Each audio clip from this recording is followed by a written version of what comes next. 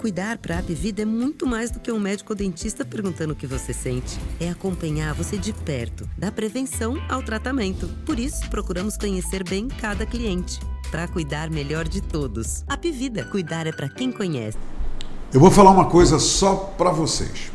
É uma coisa assim muito interessante. O nosso convidado de hoje, eu conheço há algum tempo.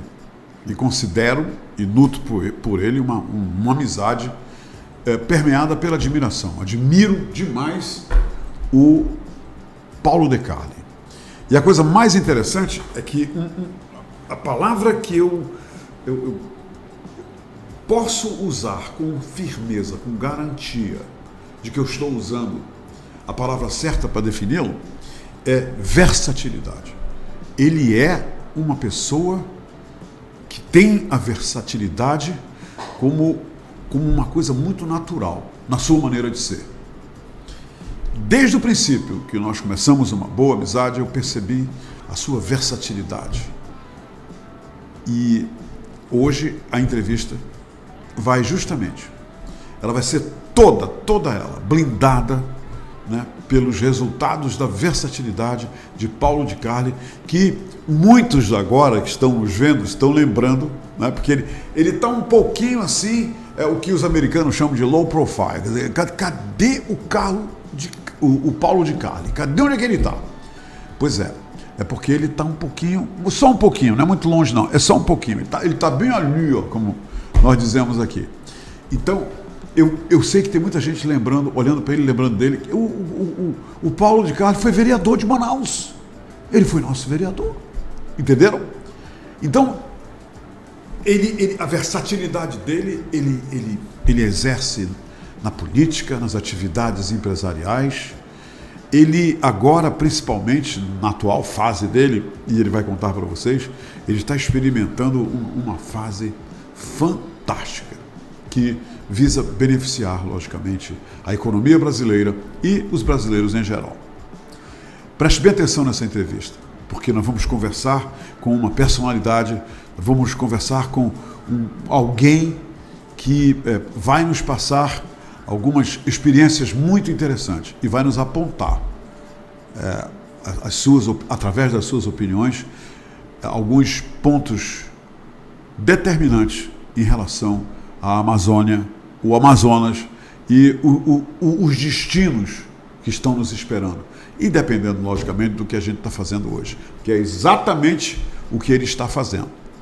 Ele acaba de sair de um evento, veio correndo para cá, falando para uma plateia seleta de coisas que tem a ver com essa plantação que ele faz. E já preparando aqueles que vão participar da colheita. Entenderam? Então vamos conversar com o Paulo de Carli e vamos ver se realmente eu estou certo com essa palavra que eu achei para defini-lo, que é um homem versátil. E a sua versatilidade tem levado muito bons resultados, como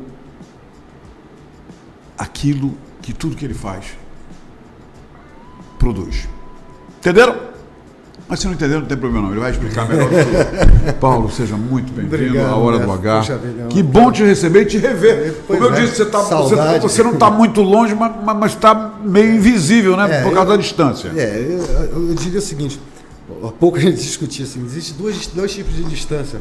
Por exemplo, na economia, a distância logística, aquela que você fala assim, 10 mil quilômetros, 5 mil quilômetros, e a distância econômica. De 800 quilômetros? O que é a distância econômica? Tem a distância de 800 quilômetros, essa tua enxerga. agora. Exatamente. Então, eu estou lá em Boa Vista, vivendo os últimos 3, 4 anos já. Passei boa parte da pandemia lá. Olha só como o tempo passa rápido. 4 anos, já foram 4 anos.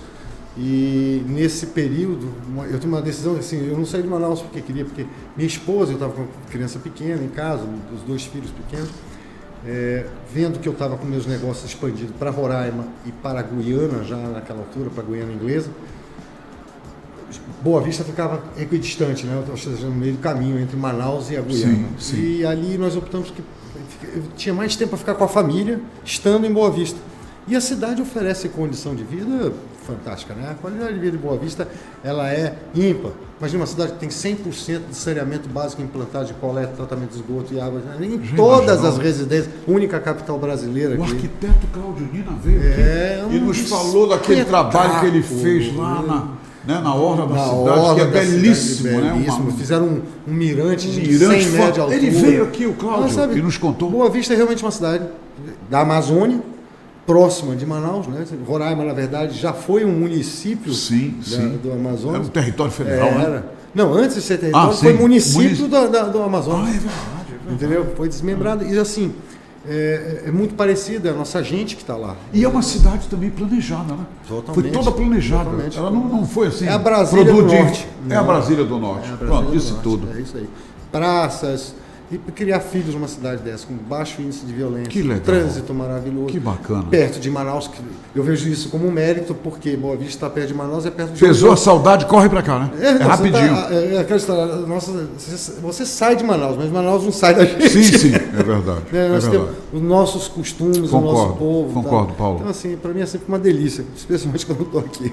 Paulo, me diz uma coisa. Você, sabe, num ato de extrema gentileza, pelo seu amigo, você estava lá numa reunião da Panamazônia, agora, começou hoje às 9 da manhã. Conta tintim por tintim. O que você estava fazendo? Que evento foi esse? Bom, vamos lá. A Panamazônia hoje é uma entidade que cresceu muito, está com 12 anos já de existência e congrega de forma associativa 138 empresas de toda a região norte, especialmente da região amazônica, da Amazônia Legal. Empresas, reúne empresas. 138 empresas, né? Somos empresas associadas e os seus executivos, os seus empresários, respectivos CEOs, etc. Empresas grandes, tá? Lá nós temos empresas como a Fogás, daqui do Amazonas, Fogás, Bemol, Bertolini, Grupo Zucatelli do Pará, Rovema de Rondônia, empresas de comunicação para a rede amazônica, associada, enfim. É uma multidiversidade de origem empresarial que tem uma agenda pró-liberalismo econômico e principalmente desenvolvimento regional do que nós chamamos de Panamazônia, que não é o Brasil. A Amazônia é mais do que a Amazônia brasileira. Nós estamos falando da Amazônia circunvizinha, Colômbia, Equador, Peru, a grande Amazônia, Colômbia, Venezuela e as Guianas. Então, nós estamos falando da Amazônia como uma região que tem um potencial econômico extraordinário e de uma importância, por exemplo, o equilíbrio climático do planeta é inquestionável. E... Até porque esses países compartilham a floresta amazônica com o Brasil, né? Não é isso? Agora, você sabe que é interessante, é isso que nós estamos tentando fazer na Panamazônia nos últimos anos. A partir desse núcleo empresarial, dessas empresas empresárias, vendo as dificuldades como as que estamos vivendo agora, atual, na Zona Franca. Essa questão da redução das vantagens comparativas aí do IPI, que afeta decisivamente o nosso modelo de sustentação. Nós, empresários, devemos fazer o nosso dever de casa, independente do que o governo do Estado, o governo federal, enfim, que os atores que são acionados nesse momento têm que agir, é claro, em prol, especialmente da defesa do emprego, do desenvolvimento econômico da nossa gente. Nós temos que imaginar que nós, empresários, somos os protagonistas do desenvolvimento econômico. Nós fazemos efetivamente a coisa acontecer ou não. Nós produzimos, nós montamos nossos negócios, nós desenvolvemos opções, mercados. E nós temos que fazer o nosso dever de casa, porque não adianta a gente ficar falando aqui quais são as opções de desenvolvimento. Vamos falar de turismo, podemos falar aqui 2 horas, podemos falar sobre agronegócio, podemos falar sobre mineração, exploração florestal, ecobusiness, econegócios. Existem muitas atividades. Aliás, a economia ela é diversificada. Mas a verdade é que o modelo de desenvolvimento que nós introduzimos aqui há 55 anos, que é o modelo de sustentação, o rotor dessa economia, ele hoje passa por um processo de revisão. E passa, não é por uma iniciativa política de A contra B ou de C, não é uma questão ideológica. Ele passa porque o modelo hoje, ele enfrenta diante da globalização econômica, de necessidade. Por exemplo, o Brasil precisa passar por uma reforma tributária. Claro. Haverá de se reduzir os impostos. Não é justo você penalizar o país inteiro para manter essa diferença comparativa, para preservar Manaus especificamente dentro desse contexto. Então, essa revisão econômica ela vai ocorrer. E como nós vamos nos adequarmos a essa nova realidade sem deixar de existir como polo industrial.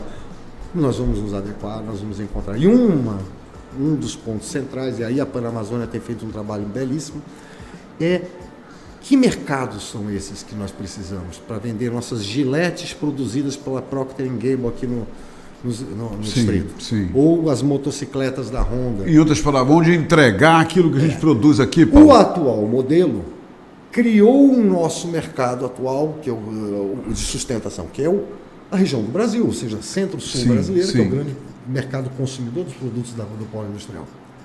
Esse é sustentado, foi viabilizado, né, reduzida essa distância econômica através dos incentivos fiscais que tendem a desaparecer com o tempo, essas vantagens. Muito bem, nós vamos nos reinventar ou vamos fechar as fábricas? Nós vamos nos reinventar, claro. E como vamos nos reinventar? Quer ver aqui um exemplo? A Colômbia, nosso país irmão aqui do lado, que faz fronteira através de Tabatinga e Letícia. Alguém se lembra que a Colômbia tem 50 milhões de habitantes? Eu acho que pouca gente até sabe disso, sabia? 50 milhões. É uma notícia, é uma informação pouco divulgada. Bogotá, capital, tem 10 milhões de habitantes no município. Se considerar a grande Bogotá, tem mais gente. 14 milhões. Olha só. Ou seja, nós temos uma metrópole de 14 milhões de consumidores. Bem aqui. A 1h15 de voo. Sim. É mais próximo Bogotá, do estado do Amazonas, do que Brasília. Historicamente, nós vivemos de costas para a Colômbia. Não temos sequer uma ligação à seção de Letícia, Tabatinga ali, aquela fronteirinha que Tabatinga está isolada de tudo, né? Tem no Rio. Falam até o Portunhol lá, né? E Letícia, exatamente, que não se liga a nada também na própria Colômbia. Portanto, eu pergunto. Paulo, acaba de me tocar para isso. Isso que você está falando é a pura verdade, olha só. Quando você estende essa Você falou uma coisa leitura, interessante, nós estamos de costas para esses países aí limítrofes com o Brasil, né? Que somados, eu vou somar só os que compõem o que a gente chama Panamazônia. Ok. 143 milhões de consumidores. E o PIB da região panamazônica, só destes países, excluindo o Brasil disso. Ok. O Brasil está fora desses números. Vamos tirar tudo o Brasil fora. Eu estou excluindo. Claro. Esse mercadozinho aqui do lado tem um PIB de 748 bilhões de dólares, que é o equivalente a 80% do PIB brasileiro de um trilhão. Isso não é brincadeira, não. Isso é muito sério. Muito sério. Nós optamos, nosso modelo nos acomodou, nós empresários, aí temos que fazer uma meia-culpa, eu me incluo dentro disso, a olhar toda a nossa logística, interesse, sobrevivência para vender para o Magazine Luiza, lá em Cascavel, no Paraná. Para vender nossa motocicleta em Niterói, no Rio de Janeiro. E nos esquecemos que aqui ao lado, a uma distância de menos de 1.000 km em muitas dessas fronteiras, no caso da Guiana Inglesa, são de Boa Vista 110 km. Novamente eu repito isso. Nós nos esquecemos que este mercado, numa distância geográfica muito menor, com uma necessidade de infraestrutura logística muito menor, poderia ser a grande opção de sustentação do nosso polo industrial. E quando falo do polo industrial, não estou falando só do polo industrial da Zona Franca conhecida aí, das nossas indústrias eletrônicas. Eu estou falando do nosso polo de potencial também, como o bionegócio, claro. A biotecnologia, produtos amazônicos, o agronegócio. Paulo, e outra coisa que tu está me tocando agora. Todo mundo que vem aqui, e olha que eu já entrevistei do Wilson Périco, tantos grandes atores aqui da cidade, né? O Armando do Vale e tal. E ele sempre demonstra preocupação com, Humberto, o modelo de opção. Nós temos que achar um modelo de opção para isso, para isso.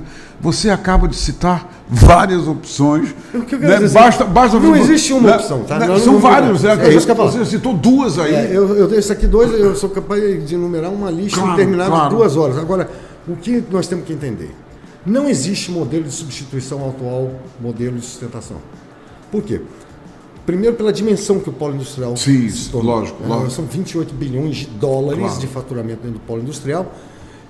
Precisa a gente entender que nós, para substituirmos isso na economia, considerando que ele representa, excluindo comércio e serviço, nós precisamos ter uma atividade aqui que gerasse imediatamente 7,5 bilhões de dólares para sustentar a sociedade como ela está. E ela não está perfeita, existe desemprego ainda e nós temos aí vários desafios para serem superados. Quer dizer, não é o ideal. Então nós não temos como do dia para a noite imaginar que qualquer segmento específico, seja do extrativismo ao próprio agronegócio, seja do ecobusiness, a biotecnologia, enfim, não existe um segmento específico que consiga suprir do dia para a noite isso. Isso nós temos que ter essa consciência. Agora, o que nós temos que fazer é o seguinte, também não tem como nós desprezarmos que o atual modelo nos construiu aí centenas de galpões modernos, qualificou centenas de milhares de pessoas na cultura industrial, inclusive mão de obra qualificada, rara de se encontrar, isso também não se faz do dia para a noite.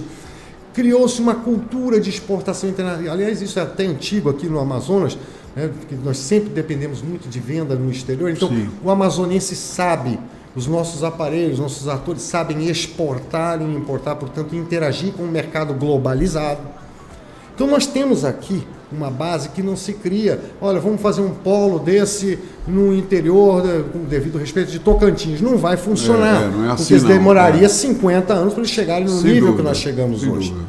Então, essa estrutura que envolve, inclusive, os atores principais, que são as próprias companhias, sejam elas com origem regional, nacional ou internacional, e com investimentos aqui, e o capital não tem pátria, o capital não tem carimbo dizendo de onde vem, ele é simplesmente o capital.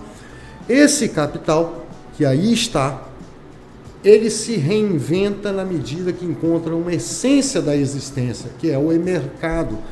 Qualquer negócio que se imagina, da comunicação a plantar batata, depende essencialmente, ou explorar o couro do pirarucu, depende essencialmente de quem vai comprar o seu produto. A que preço o seu produto chegará e qual é a qualidade que você pode oferecer. São os 3 pontos em que desperta o mercado. Agora, para você definir o produto, definiu esses 3 isso, olha, eu tenho preço, qualidade e o produto. Maravilha. Quem vai comprar? Onde está o meu comprador? Onde é que ele está? Então vamos vender, por exemplo, água no deserto do Saara, vai ser um sucesso. Né? Agora, se nós formos vender areia no deserto do Saara, vai ser provavelmente um fracasso. Ninguém vai comprar areia para botar dentro do deserto do Saara. E aí o que aconteceu? O modelo nos estimulou, pelos incentivos fiscais, a atender a demanda brasileira, a demanda do mercado interno Sim. brasileiro. E nós fizemos isso com maestria, reduzimos inclusive custos, porque se não fosse o polo industrial de Manaus, uma televisão custaria muito provavelmente, porque o cara não importa uma televisão para competir com a televisão daqui, porque não vai conseguir preço. Não. Ou seja, significa que o polo industrial reduz o preço dos nossos produtos ao consumidor lá de São Paulo. Quem está sendo beneficiado? O consumidor de São Paulo, que tem uma oportunidade de comprar uma televisão R$500, R$1.000, que se ela custasse mais, vinda da China, do Japão, da Coreia, muito provavelmente ele não teria o acesso ou não teria interesse de comprar. Sim. Então nós formamos o quê? Um mercado. O mercado consumidor foi abastecido. As diferenças comparativas de impostos para atrair essas empresas foi cumprido, portanto, a sua missão macro, os seus objetivos foram atingidos. Paulo, me diz uma coisa. Eu participei, honroso convite, recebi da Suframa convite para participar de uma missão de divulgação do próprio Distrito Industrial em Nova York. Eu fui. Certo. Fui lá para Nova York. Aí o superintendente da Suframa, com o apoio lá da Câmara de Comércio Brasileira, lá em Nova York, reuniu empresários americanos e falaram da nossa Zona Franca. Aí foram lá para a Europa, eu fui também. Certo. Eu fui também lá para a Europa e vi o trabalho feito por esse outro superintendente também. Quer dizer, a Suframa tem esse trabalho de levar, né, a boa notícia do polo industrial de Manaus para muitos países, tentando atrair investidores. Claro. Mas tu sabes uma coisa que eu estou me tocando agora? Eu fui para os Estados Unidos, eu fui para a Europa a convite, né, e estive lá. mas eu não fui para Lima, eu não fui para Colômbia, Equador, eu não fui para Equador, Venezuela. não fui. Me diz uma coisa, Paulo, de repente agora, essa viagem que você acaba de liderar, você acaba de voltar de uma viagem liderando empresários de peso aqui da cidade de Manaus e também de Roraima, etc. O que é isso? Esse é um primeiro passo envolvendo a Panamazônia para esse despertar para esses grandes mercados aqui no quintal do Amazonas? É isso, que eu falei, nós temos que ter, claro que é. Nós estamos tentando nos reinventar como mercados, alvos, né, para nossas empresas continuarem existindo. Nossos negócios têm que progredir e têm que sobreviver a qualquer mudança nesse modelo econômico atual de sustentação. Como nós vamos fazer isso? Vamos buscar o mercado lá na Ucrânia, ou na Romênia, ou na Moldávia? Não, nós vamos buscar os mercados mais próximos. E isso está acontecendo agora. Isso está acontecendo. Nós iniciamos pela Guiana, foi a primeira missão. Como foi essa viagem, Paulo? Nós juntamos 30 empresários de diversos setores, estreitamos um relacionamento com uma entidade equivalente à Panamazônia de lá, que chama-se Private Sector Commission. O Private Sector Commission é uma entidade... E vocês foram para Georgetown? Vocês estavam lá, né? Na capital, reuniu os empresários de lá, para que nós nos enxergássemos, inclusive nos mesmos setores. Quem estava no agro aqui, tem um empresário do agro de lá. Quem está no setor de óleo e gás aqui, foi para lá para enxergar o óleo e gás de lá. Quem é do setor industrial, do comércio, etc., daqui, transporte e logística, foi para lá para se reunir. Através desse intercâmbio, um olhou para a cara do outro, muito prazer, tudo bem? Eu não sabia que você existia. Eu também não sabia que você existia. Exatamente. Poxa vida, como é que nós podemos juntos estabelecer parcerias e abrir mercado aqui para a minha empresa lá de Manaus, ou lá de Boa Vista, ou lá do Pará, lá de Santarém? Eu produzo, um exemplo hipotético, couro de pirarucu de alta qualidade, e isso é o que vocês têm? Não, aqui a gente não consome couro de pirarucu. Mas eu tenho interesse que se você entrar aqui numa parceria, a gente abrir o mercado do Caribe. Por quê? Georgetown é a sede administrativa do CARICOM, Mercado Comum do Caribe. Aí eu vou abrir um adendo sobre aquele mercado que eu te falei daqui da Panamazônia. O CARICOM, que congrega 20 países da América Central e Caribe, pequenas ilhas, pequenos países, conjuntamente tem 23 milhões de habitantes. Com os quais nós não temos zero de relações que possam ser definidas como vantajosas. Aí vamos lá. Você vai em Georgetown, a 500 quilômetros de Boa Vista, e vai comprar um pão, um baguete, numa padaria. Esse pão, esse baguete, veio semi-congelado de Nova York. Você vai comprar uma Gillette G3 da Procter & Gamble, que é essas que a gente fabrica aqui abundantemente. Sim. Feita pela própria Procter & Gamble, a mesma fábrica, produzida na Indonésia. E vai andar numa motocicleta pelo centro da cidade, se quiser dar um passeio pelo Georgetown, cidade belíssima. Qual é a população lá, hein? 600 mil habitantes.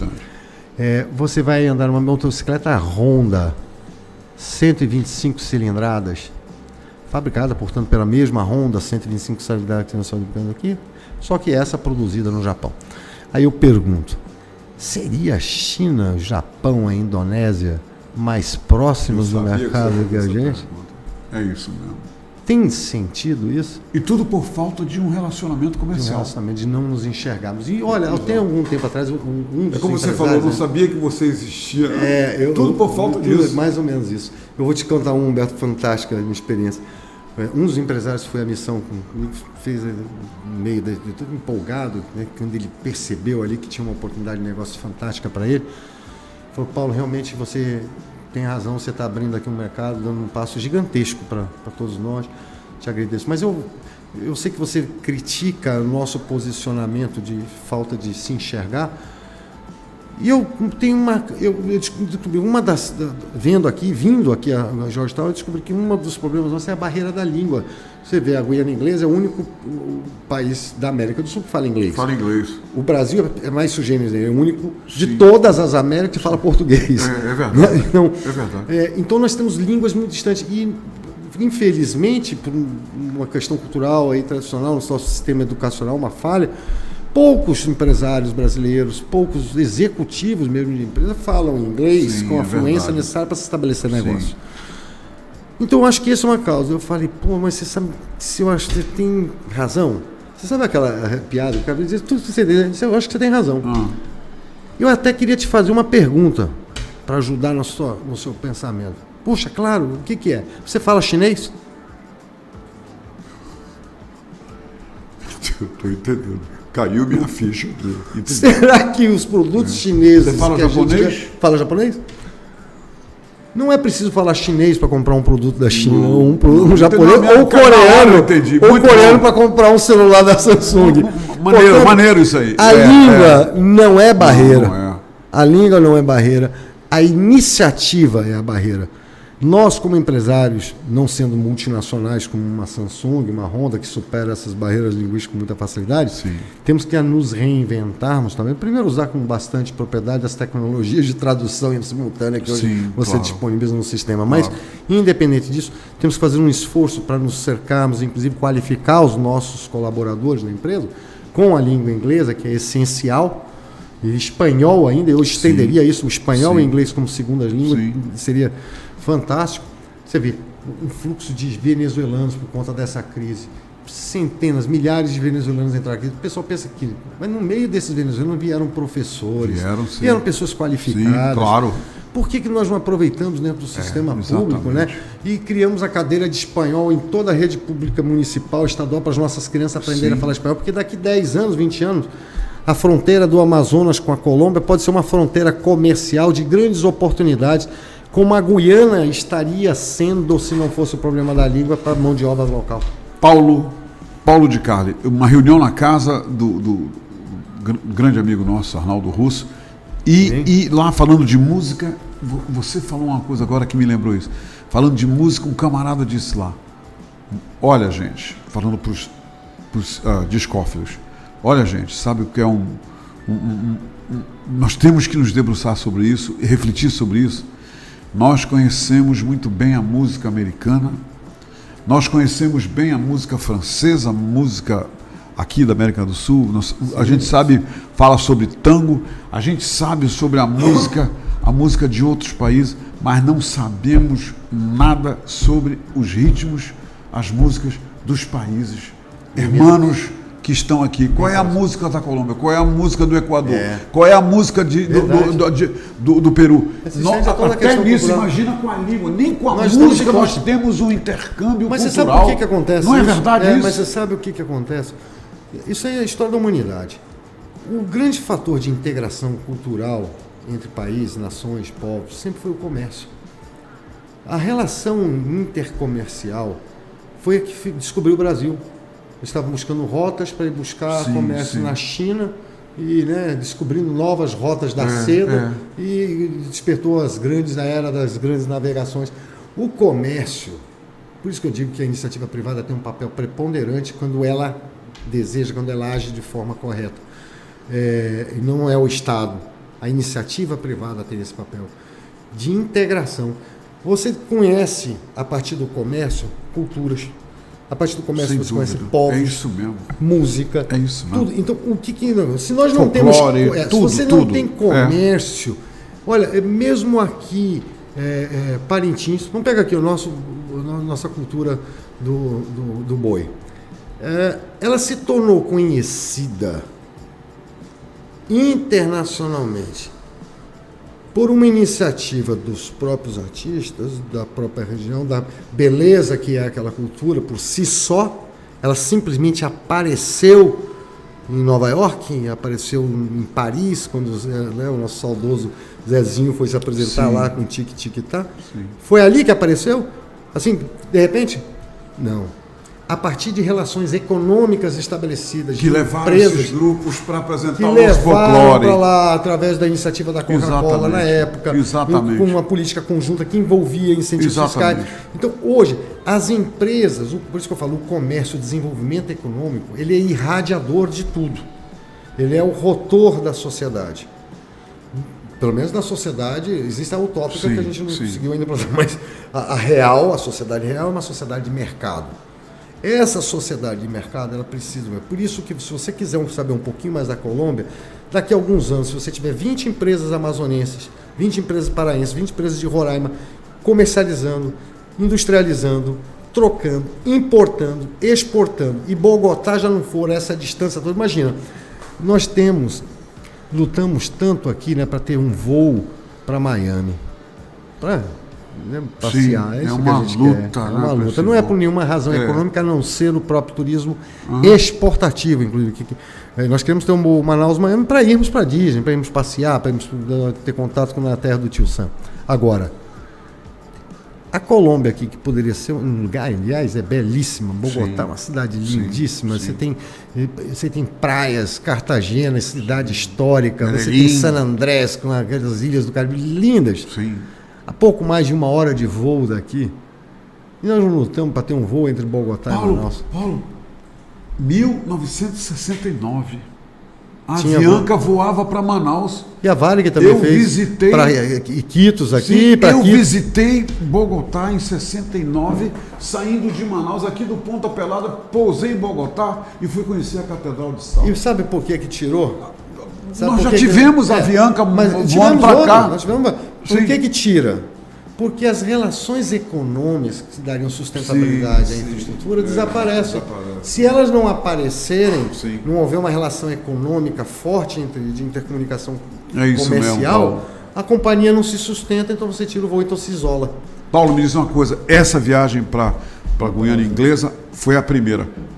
Vai haver a segunda, a terceira, para a Colômbia, para o Peru, para Equador. Agora mesmo no evento eu estava conversando. Isso vai acontecer, esses empresários agora vão ser elevados. Nós vamos organizar missões sucessivas a partir de agora. Muito Diante legal. do Sucesso, que foi a primeira. Queremos juntar grupos sempre de 30, Eu vi 40, que até 50 políticos influentes participaram das reuniões em Georgetown, não foi? Sim, não, as reuniões Representante de lá, do governo, lá, né? fomos recebidos Representante pelo do governo. vice-presidente da República, Sim, ministros. foi, eu vi isso. Nós fomos recebidos com um tapete vermelho pelas autoridades, mas principalmente pela iniciativa privada lá, que na prática é quem vai estabelecer negócio. E que demonstraram um grande interesse. Grande. Tiveram, inclusive, no Brasil, estão aqui, vieram, inclusive, hoje, para alguns participar guianenses para participar do nosso evento aqui. Coisa inédita para eles também. Por isso que eu estou dizendo, o intercâmbio... E foi a primeira vez que vieram, Foi a primeira vez. Olha, não sabiam nem que tinha Manaus. Graças à ida dos brasileiros, Exatamente. Esses nós vamos cidadãos romper, vieram para cá. Nós vamos romper isso. No próximo passo, nós temos 2 próximos passos. Trinidad e Tobago, pouco mais de 400 quilômetros da costa da Guiana. Exatamente. 2,5 milhões de habitantes, uma cidade do tamanho de Manaus, não é uma cidade, é um país. São 2 ilhas que formam um país, né? Exatamente. Essas 2 pequenas, 2,5 milhões de habitantes. Com detalhe, a renda, eu vou falar assim, não é a renda per capita, porque a renda per capita você pega o PIB, divide pela população, e tem uma. Não, aquilo é artificial, né? Você não reflete, por exemplo, a concentração de renda. Eu vou pegar o poder de consumo do trabalhador da classe C de Trinidad e Tobago. O salário mínimo, ou seja, um trabalhador com semi-qualificado, para ser, por exemplo, um garçom, ganha lá $700 americanos por mês. Portanto, ele ganha alguma coisa em torno de R$3.500 a R$4.000 por mês. Ele tem um poder de consumo 3 vezes maior do que o nosso. Que o nosso, sim. Um cidadão que ganha um salário mínimo aqui, no Brasil, especificamente, por exemplo, Manaus, tem um poder de consumo X. Um cidadão que ganha e exerce a mesma função de trabalho lá, tem um poder de consumo 3x. De 3x. O que acontece? Como eles têm 2 milhões de habitantes e não tem tanta diferença nessa rendimento, e é um país que conseguiu evoluir, por isso que o IDH deles é bem mais alto que o do próprio Brasil, na média, o que acontece? Eles têm um poder de consumo equivalente a uma cidade brasileira de 5, 6 milhões de habitantes. Vocês vão lá, Paulo? Nós vamos lá. Vamos tentar vender nossos produtos, vamos ver que produtos que eles têm, vamos verificar quais oportunidades de investimentos que eles nos oferecem e vice-versa. Ou seja, vamos fazer exatamente o que fizemos na Guiana, em Trinidad e Tobago, em seguida na Colômbia ou vice-versa. Suriname, ao lado. Suriname, já é holandês, né? É holandês. E era um protetorado holandês, não é isso? Na verdade, era igual é a Guiana Francesa, né? Sim. A Guiana Inglesa... Peraí, a Guiana Francesa continua francesa. Agora, o Suriname continua holandês? Não. Não, né? Ele Sim, não é mais colônia, está independente. Como a Guiana Inglesa, como a eles estão independentes, Guiana, né? Não é mais Guiana Inglesa, só Guiana. Só Guiana. República da só Guiana. Então, assim, as três Guianas têm características bem interessantes para nós, né? Primeiro, a Guiana Francesa nos torna um país limítrofe com a França. Sim. Porque é território francês. Portanto, nós temos limite conurbado, Exato, encostado, exato. fronteiriço com a França. Com a França. No caso da Guiana holandesa, é um país que é o Suriname, né? Ex-Guiana holandesa, é um país... É um país independente, né? Totalmente independente. Muito bonito, Isso. um país bem organizado. É mesmo? Muito. Olha, uma curiosidade aqui cultural. A Guiana Inglesa, que tipo de povo que nós temos lá? Que tipo de cultura? Primeiro, eles não são considerados sul-americanos, apesar de geograficamente estarem na América do Sul. São considerados Caribe. Eles se intitulam eu não sabia disso. cidadãos do Caribe. 45... Não são sul-americanos. Não, são sul-americanos. São caribenhos. São caribenhos. Inclusive, são sede do CARICOM por conta disso. Claro, claro. Então, a música deles é a música caribenha. A arquitetura é a arquitetura caribenha. A arquitetura da colonial inglesa caribenha. Você vai encontrar em Trinidad e Tobago, em Barbados, na ilha de Barbados, a mesma arquitetura que se encontra em Georgetown. Igualzinha, as casas, estilo, exatamente igual. Então, a cultura, a língua é o inglês crioulo caribenho, né? De influência crioulo. A população, 45% da população é afrodescendente, são negros que vieram, né, há muito tempo, trouxeram uma cultura riquíssima para aquela região e formam a base da cultura caribenha. E os outros 45% são descendentes de indianos. Olha só.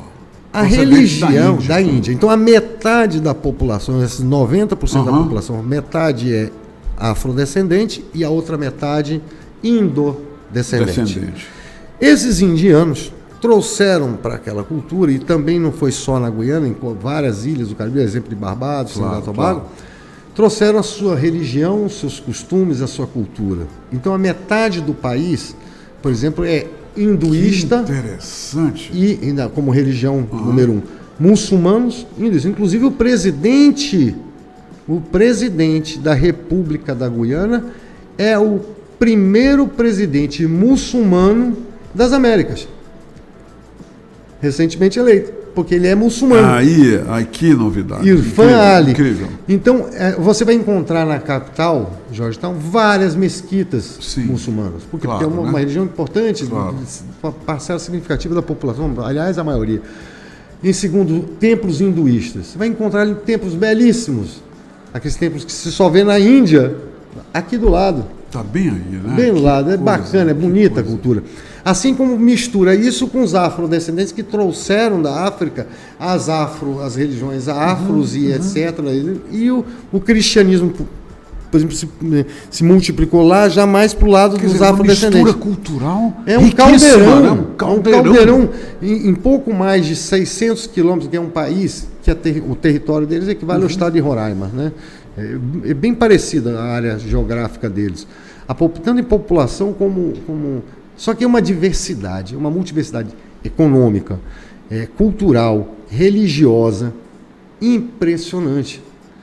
É belíssimo você visitar esses países aqui do lado, sabe? É um enriquecimento cultural grande. Nada. Essa é verdade. A música, inclusive, eles têm uma música, não intercâmbio turístico, não, nada. Eles têm um ritmo lá que eles chamam soca. Soca. S-O-K. Soca. É a dança deles, né? É uma mistura de um afro-ritmo caribenho, com alguns instrumentos de percussão caribenho. É uma música muito dançante, individual. E eles têm um carnaval, que é comemorado mais ou menos na nossa mesma época daqui, com fantasias, etc. Só que o ritmo tocado e cantado é o soca. E tem os ídolos dele, né? E o soca se espalhou por todo o Caribe ali, né? Nessa região, especialmente na região sul do Caribe. Que é belíssimo também, bacana. Né? Então, eu fico imaginando nós estamos tão perto desses caras. Com tantas oportunidades E não fizemos de viagens negócio. turísticas para algo Aqui exótico, próximo. interessante. Você pega um carro, eu amanhã, inclusive, vou fazer de carro, tá? Olha que curiosidade. Já é possível sair daqui até Boa eu Vista, vou para Boa Vista Letten essa noite. e Georgetown. Eu vou pegar o carro em Boa Vista, Aham. 110 quilômetros asfaltados até Letten, Até né? Letten. Atravesso o Letten, aí carimbo A lá o ponte já foi passaporte. concluída, Aquela unindo ponte os dois já, países, já, tudo? Já tem a ponte, tudo direitinho. Aí de lá é uma estrada não pavimentada de aproximadamente 400 quilômetros. Aí você entra numa trafegável. estrada trafegável, eu vou tranquilo. Você tem uma ideia do apartamento que eu uso como base em Georgetown até Boa Vista, eu tiro exatamente de carro 12 horas. É o mesmo tempo que eu vou demorar para ir agora para Para Boa Vista. Eu não falei para vocês, né, sobre a versatilidade do nosso convidado Paulo de Carli. Que bacana te receber. Parabéns. Uma honra, Humberto. Poxa, Parabéns foi bom bater papo. mesmo. Isso aqui nunca foi entrevista em lugar nenhum. Isso aqui foi uma conversa entre bate-papo, é legal. dois amigos. Paulo, muito obrigado. Eu que agradeço Me profundamente. faz um favor, Paulo. Me mantenha Claro. informado Sim, sobre os sempre, passos sempre. dessas comitivas com a Pan-Amazônica. Leva a minha admiração, o meu carinho para o Belisário Arce, que é uma pessoa que eu admiro há muito tempo, né, que é o CEO da Pan-Amazônica. Não, é isso? hoje o CEO é o Alexandre Zucatelli, do grupo Zucatelli. Ok, Antes ok. era o Jonathan Bechimol, Sim. do grupo da Bemol Fogás. Há um rodízio lá. Ah, ele é ok. o nosso diretor executivo permanente. Muito bem, muito Porque bem. ele é como fundador, a gente, Claro, por exemplo, claro. mas a presidência a gente fica alternando entre os empresários que Leve um compõem abraço isso. para ele e para todos. O Jaime Poxa, Benchimol, inclusive, grande amigo. Fantástico, fantástico. Hoje Obrigado. foi uma E brilhante boa conversa viagem dele. para casa lá em Roraima. Tá bom, para Qualquer casa dia não, desse né? eu vou Para casa lá. eu saio, sair de casa para casa. Sair de casa né? pra casa, Eu vou pra porque- pra casa, exato, porque é. Eu não tenho como deixar de ser casa aqui. Família está bem, a esposa Graças está a bem. Deus em paz. Satisfação falar com você, André. te ver. Obrigado. Teu pai está bem, todo Tá mundo bem? indo para Roraima direto, nós estamos com uma termoelétrica montando lá e ele Leve tá um com abraço os para o projetos. senador, tá bom? Tá E ótimo. para Carla também. Maravilha. Tá bom? Você tá bem? Muito mais? Gente, um abraço para vocês. Amanhã estarei aqui mais uma vez e desta vez eu vou falar. Ele é ex-vereador de Manaus, né? Agora vocês sabem como é que ele está no presente. Mas amanhã. Nesse aspecto, Hã? mas Você nem lembra, né? Não lembrava desse Mas aspecto. eu lembro. Eu voltei nele, eu não posso esquecer. Mas é o seguinte: amanhã vem um vereador aqui, né, o Rodrigo Guedes, falar sobre umas questões interessantes. Ele se referiu a uma das questões que a gente vai falar amanhã da seguinte forma: isto, Humberto, é imoral. Vamos falar sobre isso amanhã, tá? Um abraço, até amanhã. Cuidar para a Apvida é muito mais do que um médico ou dentista perguntando o que você sente. É acompanhar você de perto, da prevenção ao tratamento. Por isso, procuramos conhecer bem cada cliente, para cuidar melhor de todos. Apvida, cuidar é para quem conhece.